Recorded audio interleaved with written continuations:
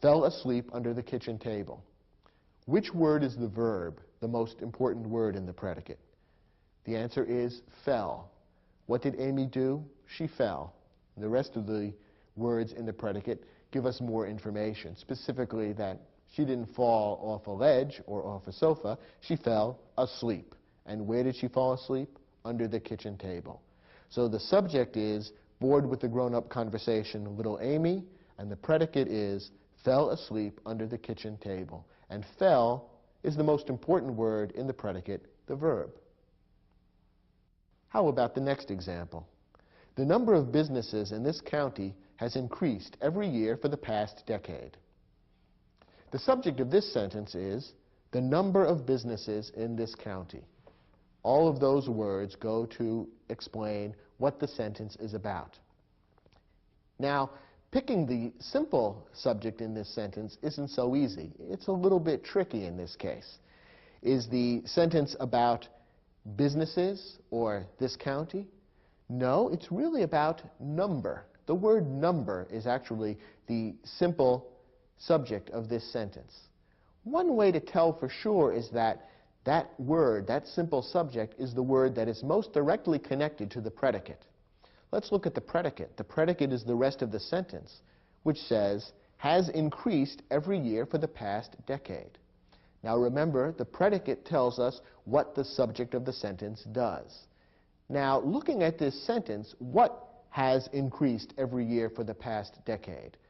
In other words, what does the predicate refer to?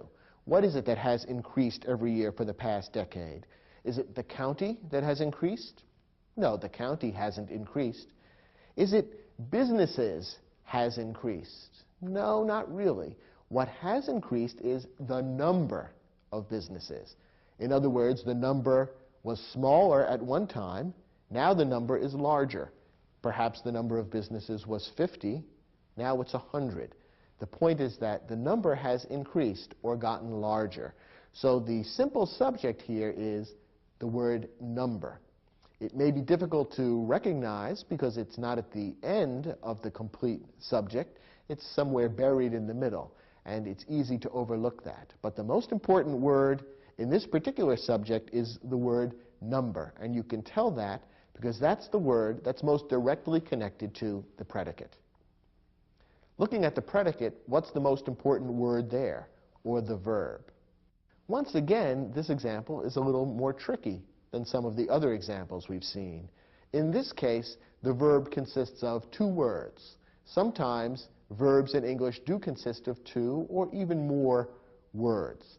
In this case, the verb includes both the word has and the word increased. You need both of those words to make the complete verb to explain what the number of businesses in this county has done. The number has increased. You need both of those words to make up the verb. Notice that this is not a compound verb because these are not two separate verbs, two separate actions joined by the word and or. Instead, these are simply two words that fit together to make a single verb describing a single action, has increased. It simply happens to be a verb that is made up of two words rather than just one. So in this case, the verb is has increased. And those two words together make up the verb, which is the most important word in our predicate. Next example. According to scientists, birds and dinosaurs are biologically related.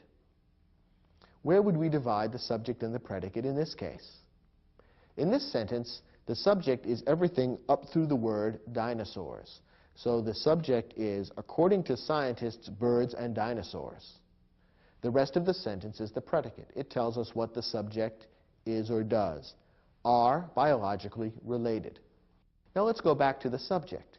What's the simple subject here? Do you notice anything unusual about it? In this case, we have a compound subject because there are two subjects, both equally important, connected by the word and. Birds and dinosaurs. So those two words together with the word and connecting them make up the simple subject in this particular sentence. Looking at the predicate, what's the most important word, the verb in this predicate? The verb is are. What the sentence is about is something that birds and dinosaurs are. And all the remaining words in the sentence give more information about that. They tell us where this information comes from, namely scientists, and they tell us what the birds and dinosaurs are. They are biologically related.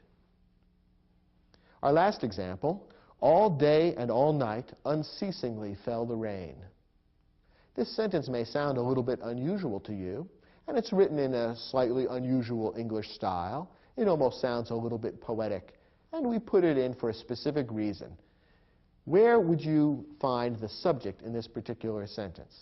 Well, this sentence is different from all the other sentences we've looked at so far because the subject is at the end of the sentence. In most English sentences, the subject comes at the beginning. But once in a while, you'll encounter an English sentence where the subject comes at the end, and often it has a slightly unusual sound, as this sentence does. In this case, when we ask who or what is the sentence about, we say it's about the rain. So those last two words of the sentence, the rain, are the subject. And the simple subject is the one word, rain. The rest of the sentence is the predicate. It tells what the rain did. And what did the rain do?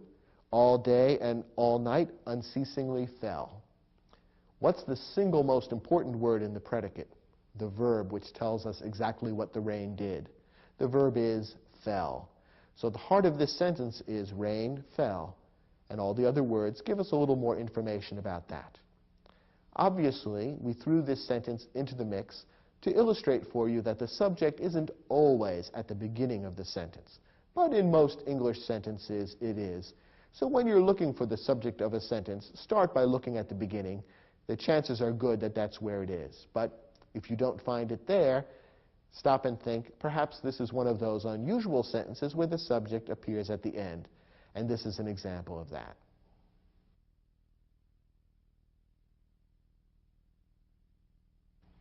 So far in this program, we've been talking about sentences.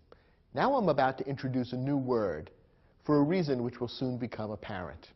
This new word is clause. And here's the definition. A clause is a group of words that includes both a subject and a verb. Now you may be thinking, gee, that sounds an awful lot like a sentence, because after all the sentences we've looked at up to this point do contain both subjects and verbs. So how is a clause different from a sentence? Well, that will become obvious in a moment. Let me explain that there are two kinds of clauses. One of them is the same as a sentence, and the other is not. But it's important to understand both kinds of clauses because larger and more complicated sentence structures may involve both kinds of clauses. Here's how it works. The first kind of clause is an independent clause. An independent clause is one that can stand alone as a sentence. Why? Because it expresses a complete thought. You know the word independent means able to stand on one's own. When the United States became independent from the country that founded it, England, the United States was able to stand on its own. And an independent clause can stand on its own as a sentence. Take a look at this example. Europa is one of the moons of Jupiter. Now, this is a clause because it's a group of words that contains both a subject and a verb. Can you identify the subject and the verb in this sentence? The subject is Europa. Europa is what the sentence is about. The verb is. That is what Europa is or does in this sentence. It is something. And the rest of the words tell us what Europa is, one of the moons of Jupiter. So this is a clause because it contains both a subject and a verb. It's also a sentence because this happens to be an independent clause, a clause that is able to stand alone as a sentence because it expresses a complete thought. Well, if an independent clause can stand alone as a sentence, what do you call a clause that cannot stand alone as a sentence? The answer is a subordinate clause. The word subordinate means following or less important than, and this describes what these clauses are like. A subordinate clause can't stand alone as a sentence because it doesn't express a complete thought. Usually, subordinate clauses begin with